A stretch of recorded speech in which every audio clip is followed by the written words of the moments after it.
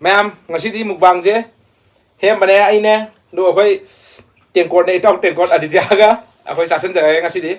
ado ngasi thongi be hinjang ge san thong bam le le ma'am san thong ba sabi ro do san thong dum yaw le ok thong ba le le do ga sida singju um le le do ga sida akhoi ite mana pek pa usoi kang su le le do sai da kot na ba kai khara le le ma song ngang này thì sắc cái làm cho lẹ quay làm cho lẹ cái là thùng nó tạiเป็น hai môn này ado ngasi akhoi ki si hinjang ma'am je tin zum mane de wa ngam de hinjang thong be khole bam je akhoi ki tau tengkot man ba aditya je na to bane do haw ba le yang age ta sẽ là cái mèo gì? hào ra nhiều này nào? Cái gì con này con này không làm sao vậy? hậu ra là gì? Hậu ra là gì? Em hậu ra là gì? Hậu ra là cái Không bấm gì ngoài cô. Hậu cái cỏ. Hậu đồ. Hậu này cô thấy cho sao rồi? Hậu là cái đi. Bấm. Hậu rồi. Không sai gì nè. Ấy cô ăn hậu rồi kìa.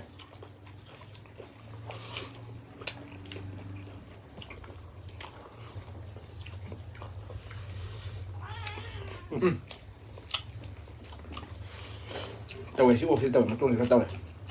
kiếm xuân đi không được ô hậu à hậu này sân hậu à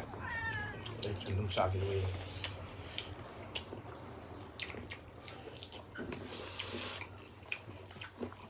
chỉ đi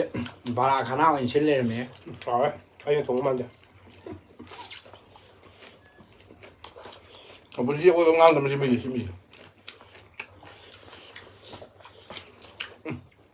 sân mình chỉ có tàu đúng mà này gì hậu em ôi cái hậu rồi video cái hậu em gì hình này đi xem cái hậu Mình không được. còn tôi nắng im đây Tỏ đâm. hậu tôi nó khoai là cái gì Mà nằm dưới đó, ngao bây giờ mà. khoai ngang thì cái số cái không đồng sĩ tao khoai này cái nó kia mà thằng này đi mẹ mà thằng hay đi mất ta còn ở tại cái cái tao tiền quạt cả mày này cái chơi lên sắm lạc cái này ở tôi cái chơi lên sẽ ngoài đâu đi mà này ai đi mấy cái sạc hôm vậy dài vậy không gì mà đã ai đi ngay xem mấy cái card sẽ sao tần là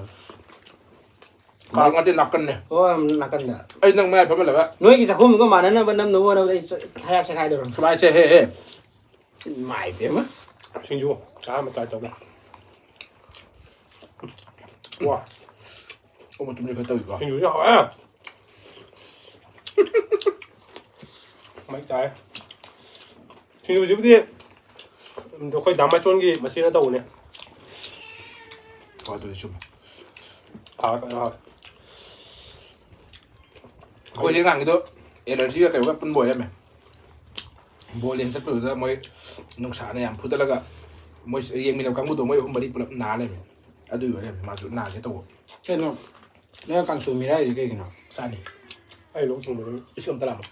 mà thế thường bao hao như nào lại là sàn mới được mi tả đấy nó chẳng là hay biết lại thì thật đấy Xong mình nhìn sẽ đẹp. phải đâu nữa lại thì thật đấy mà mang cái mang thùng ăn một cha đều có hào ấy đúng rồi rồi đây ngay xí lại đi sườn này mang thùng sai gì đâu đúng hào lỗ ngao thông một rồi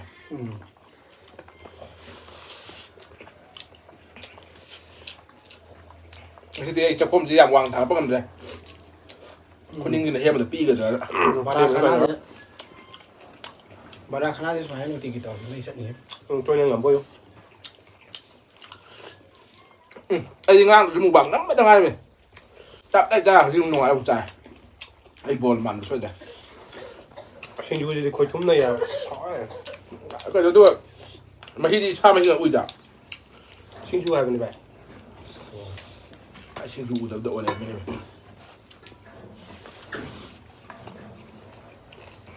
Dạ bên đó. Đó. รอย้ายเลยไม่อยู่ข้างดีอ่ะ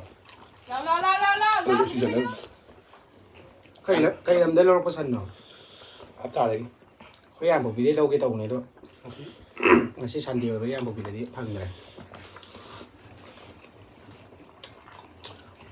mẹ làm sân nào không có bao mà cái đấy ăn một vị đã มาตรงหลังตัวแก้วจับไป làm đi Xong gì? อย่างผมพี่ต้องโดนเลย มาทางนู้นนี่เจริญตัวไอ้ just ไว้ก่อน ค่อยจ้านั่งพัมมีอะไรอยู่บ้าง ยังไอ้จักทำจักแค่ยังนี้นะก็แต่ยังไงกูจ่านี่กันอยู่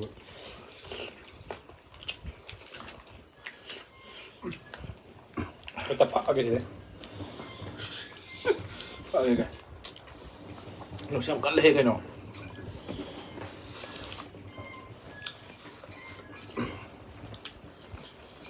แม่ไม่ชวนกับไอ้ก็ค่อยตอกแต่งกดก็ค่อยหึ่งเสียค่อยกี่เวทเสีย guest ตัวนึงก็ไม่ชวนจะมีนะ guest ตัวก็ขาดุมลาเลยไม่เวทเสียยามเสียเนี่ยค่อยที่เขาจะเนี่ยแบบไม่เวทเส้นตั้ง guest ตัวอยู่ว่าจานนั้นเป็นตั้งยังเสียไม่ชวนกี่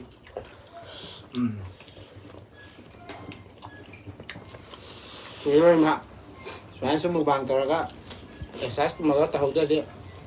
sensory ยังอีกคือ saya sebut tập tay cho tumba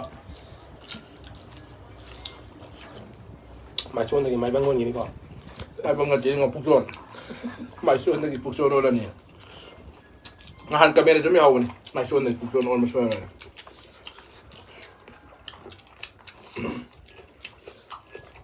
จุ๊บซากเสียพยายามหาจุก้นกันโน้ตก็ทราบเลยดิพวกคำนี้ทราบเลยล้านทราบเลยเมาเลยแต่ตัว kayak wah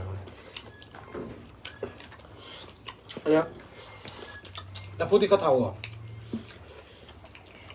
ah mana sih le ไอ้ทำหน้าของซันนี่ ทำนาน หน้าจะทำหน้าปากเลยละ ยังทัวร์ตามเท่าไหร่ ไอ้ชนละกันสามชั้น ผมจะหน่อยจริงสิว่าจะหน่อยมันเดียว ไหนหน่วยก็เจ้า as batu ni tiba jadi pelabian ada kak สร้างหน่วยจะหนึ่งมันต้องจับ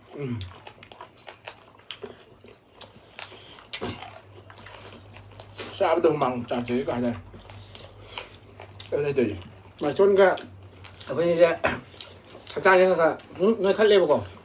มาบริหารเนี่ยเขาบอกมุขถึงสองเลยตัวไอ้เงินนองกับสองคันเลยอีกบ่อยป่ะละมันจะกินจะเสียนานนองมาหงนาแล้วก็มันจะกินจัดเลยดูว่าน้องหามาได้น้องช่างไปเลยน้องมาสักลุงดูนะไอ้ซาไปดีเรียบตรีสัตว์ปฏิโนมาสักดูเลยเจี๊ยดูเลย itu yang seru benuan bagai kau itu dah tu ian saya kau nunggang kau itu yang benuan bagai macam mubang nambah hau sung nambah rang sung nambah dia cah tahu betul dia orang kan kau dia cah tahu betul dia terus ครับสนุกนั่นอยากกัน tapi juga cah ni apa ni lu ใครจับเนี่ย cah cái jadi cah kau lebih saya khara ma khata na tum chang nai na di jogging je chat keng khan ne ko chien yang khan ne ba khong ne yo pi yung yu le na khong thang wan lai che du ye ka rong pa tha le soi de han ta pe ai sa ve ti yo soi de nang na cha ma cái cah mình cái đóอยู่ตัวมันว่าดีใส่ไปเกสตัวหันลิเวทุลิ chap cha na yo bu ngam le yung le kai no พอชาแล้วมีเนี่ยก็ให้ผมต่อ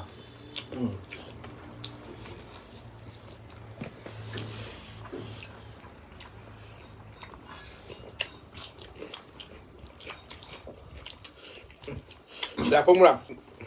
สิลาคงมุรักสิค่อยต่อไปของเขาสิ ra ru khong ก็ดิ nang hai no ko mai na ba สิลาคงให้ดิ ke ukul district ke manung chan le pham ne ko ma sia khong hai je moi de moroki festival ga to ne ma moi morok se ba mi yam chat pa ne aseng de ai mon mo na ha to de sira ru khong hai ba ko na pa ba kan di sira ra khong na pa ne ba ari moi na hai de sira ru khong hai ba ai hai sum ra lam ra di khang de du ra ra khong di oi de ta ko sira ra ga di da ma ming je sum de ram ta hai ba ma sira ru khong hai je sum de ra ไม่รู้ใช้ยังไงละ นี่กันเลยก็สัญญาทางที่เขาเลยแต่ก็ทั่วแล้วเดียวน้ำท่วมนั้นทำซึ่งนี่เนาะ ทั่วน้ำแกหาปะตรงเดียว การมาครับการมันการยังไงการมาแค่ว่าไป ไอ้เนี่ย anh đẹp này khôi của cái ngoài chấm này bây giờ cảm được đây hiện là cảm rồi นี่เป็นน้องหมดอ่ะที่จีมันจะเป็นหมดอ่ะ บอกตา อ่ะ น้ำมาช่วยนะ cái mèo thì mình tôi ô ở trên ngầm rồi จ้าจ้าเอาดอก ซักตั้งขับไปใหญ่ sao đấy thằng thì tôi ô cho liên khó cần tôi phải ăn rồi biết ô ở trên ngầm น้อยนั่งกับนี่ให้ตาดีอกตัวไอ้ตัวเก็บอ่ะที่จีมันน้อยโตไปเสร็จเลย ใส่กันเลย ngầm như này bắt đầu sẽ งำเนี่ยเลย ngầm được ngầm được งำเลยงำนี่แม่ เมื่อเดี๋ยวไอ้คนที่สาธุแกไปปลาเยอะใหม่นะงั้นนี่ให้ไปตัวแก งำนี่ ngầm đi ไอ้น้อยเดี๋ยวท้าเสือไปเลยเป็นยังไงจ๊ะ ngầm đi เนี่ยโอเคจีนี้ไอ้น่ะปุถุชนนี่เกษียณมันมุงบังตัวเซเลนโซ่ดม 가장 사람을 새로 놔도 간대 딱 오네 เอาเลยล่ะ เคยเล่นนู่นน่ะตัวเช่นยังไง อ่า โอดิไซน์ป่ะ ดีสักเอาดูแล้วก็พาน้องเช็ดเท่าไหร่กัน ตั้งใจจะตัวแบบ ที่ไอ้ชอยตัดออกมา 와이다 근데 마음 쌓여야다 เขาเป็นหนึ่งซอยถึงเนี่ย แต่ก็ต้องเต้นมีป่วยอ่ะ Tuesday cho phụ bạn ไม่บอกว่าแต่กดนั่งเดียว ไอ้ซันเดย์ มันอะไร มาเองได้ ฉันเดียวที่มันอะไรคนนี้ ไม่ตายแล้ว 어떤 시 사이즈 나만이 버리기로 우리 천대 อ๋องั้นสิซันเดย์ลูมิดซันเดย์ลูมิดที่ซันเดย์ปกป้องนี่กับปุระสาบะใหญ่ เอาดูนี่เอา หมายช่วงนี้กุศลที่หลายเดียไม่มาป่าจงอันเด็ดแล้ว 어제 자로 생기 버니 แต่จะชาจะไปเลย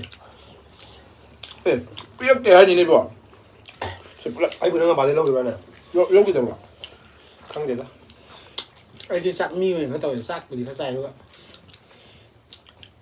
ย่างซักมันมันเยอะจริง 애네 얌 싸번 건 벌써 콘티 얌 싸번 건 매매 콘티 진 어떤 싸번 건 미네도 이거도 꼭 버려야 돼 콘티 싸번 ไอ้หนึ่งผมปัตตานามที่ผมสามสิบวันได้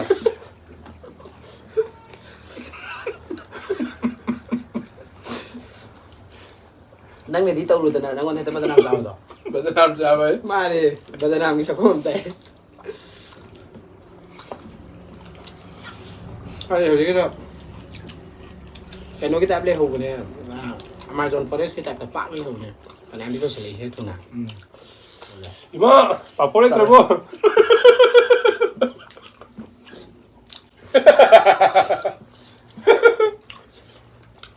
나가도 비 나가도 비 สุดสัปดาห์ 나가도 비 나가도 비 ก็ไม่ดีหวายให้เราเนี่ยเกจีมันโต 아 그래 아이 뭐나 อยู่ที่นี่ปามิส ไอ้นั่งโทรประดิษฐ์มาตั้งข้างหลัง แต่ตัวตัวนั้นใช่ทำไมได้ตัว ว่าอีกอย่าง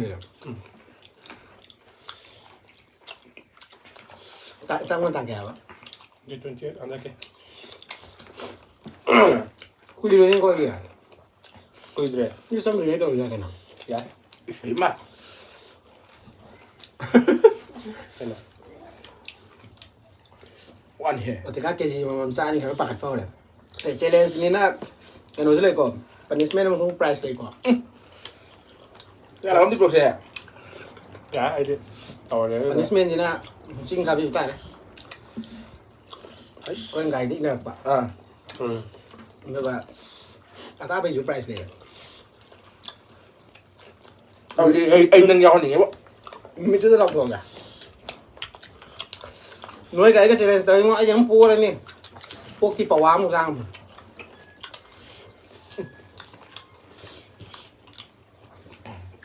막 좀 매매 사오지 กันเลยใช่เนี่ย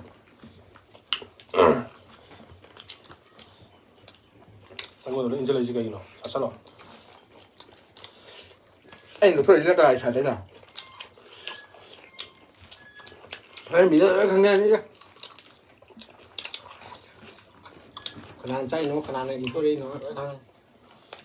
산 사를 담로래 ผมจิตนงสามทัวร์ก็มึงกล่าวมึงซ่าเลยว่ะ ข้าว เข้าเลยอ่ะ ข้าวเนี่ย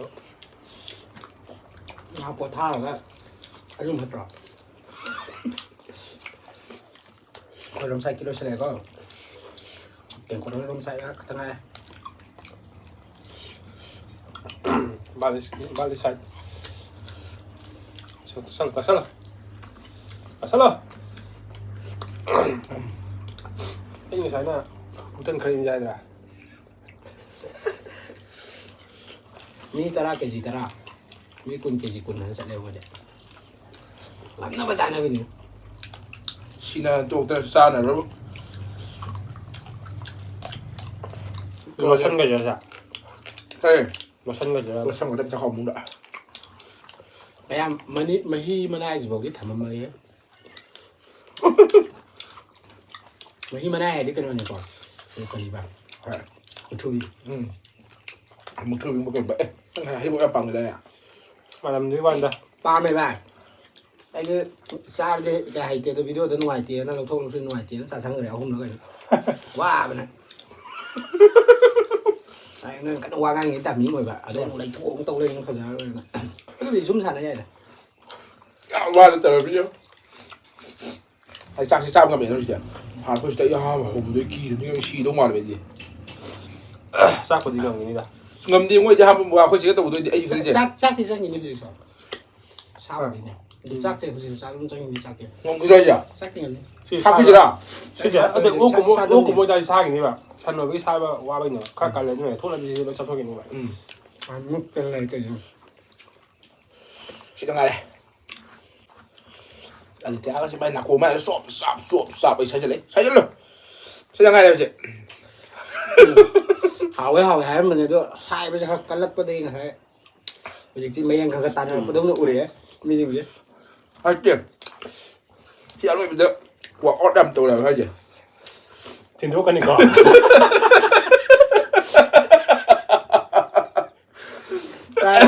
sao ra một bằng rồi khiến tụi đi phải ra đây 가장 진도에 가야 되는데 ใกล้จะไปทำไมที่โดนกันดีกว่า đây nơi mà ibu chúng ta không được không ibu cái nó ta ta không được cái gì nó cả nhưng mà khả năng khiến tụi cả 생사형 진도에 가야 되는데 가자 rồi để thấy lắm 그게 생각 안 나서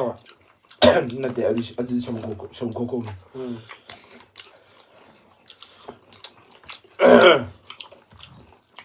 Sao không được nông mà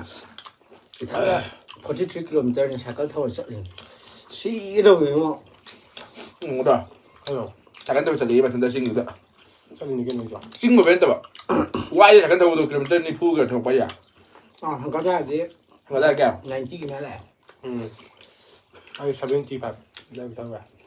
정치를 영자 공주 rồi mua hàng là có mua xài cái rồi mua trái phẩm sao mua xí đấy คงจะไม่คงจะไม่เปลี่ยนนี่นะ quay chạy rồi tôi ê qua bây giờ hiện mà từ không cái nào gì còn không được chặt bị cái nào phải chạy này thằng có thôi chạy này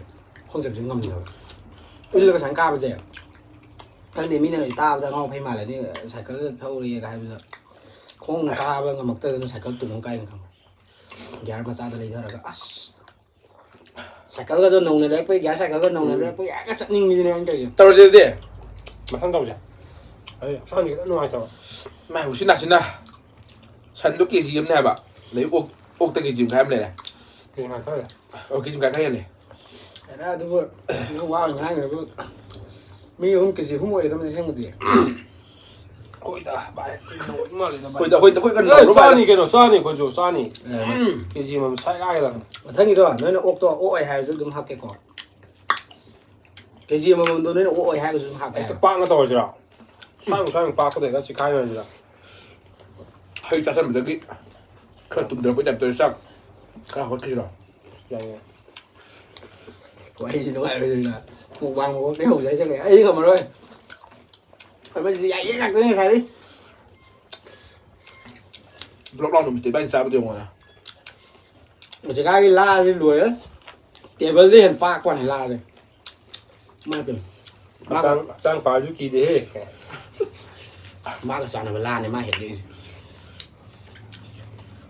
ลาหลุยตัวนี้ปั้นนะทั้งหมดได้แล้ว อันนี้เนี่ยเราพูดทำไมตัว พามันอยู่เต้าเลยดิทีละผู้ยาไม่ได้น้องเลย Video này mà muốn là sao? เนี่ยมีเนี่ยเลี้ยงเนี่ยทั้งตัว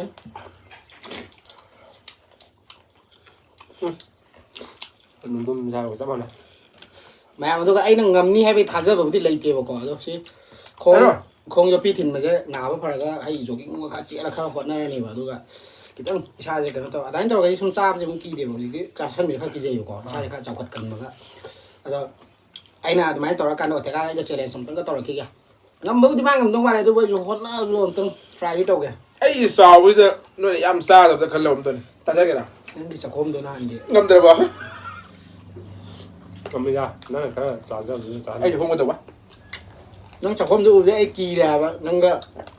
กันว่าตกตัวอ่ะแกเลยตกตัว ไอ้อย่างเช่นเหมือนสังคมมันเตือนสองถุยเดียว นั่งแกเช็คมันตั้งตัวยุดที่แน่ใช้เด็ดดี เดี๋ยวผมเลยจะ sai mà thằng mang nó nhiều nó giả ว่าใช้ผมเลยจะ หลักตั้งใช้แล้วมันเดี๋ยวก่อนฟิเดสเตกันแล้วแต่ใช้ยังการนี่แกนะสุดท้ายใช้เลยวิ่งทำเช่นเดียวดีจ้า ใช่ไอ้ผมใช่เย่ ăn tầm gì sao sao lên gì sao rồi cái nồi nó quay cỏ nó xí cái gì Quay. cái những này pi nó như nào sẽ tung lại cái chỉ lúc mà ta sẽ tung lại cái sang ăn người vậy đấy những gì em tung ngay nè em tung ngay là pi này kìa มาฉันเป็นตัวช่วยจะให้ดังๆดิ อร่อยไปปีสิถ้าจุ่มน้ำมันน้ำตาแล้วใช่ได้ตัวเดียววิ่งตรงเลย 好了 ไม่ทำใช่ลูกอันใช่เลยไอ้ลูกมาซื้อที่วิดีโอจะมาตั้งอยู่จ้ะโดยฉันจะแกให้เดียวคนน่ะใช่ไปชิบแบบที่รวยเป็นไงเลยที่วิดีโอจะบอกว่ากูชามตัวเนี่ยดูดิมาซื้อที่มาตั้งอยู่จ้ะคนโดยฉันละแกบายบาย อย่าไม่เปลี่ยนป่ะโอ้ยเนี่ยชีวิตกาล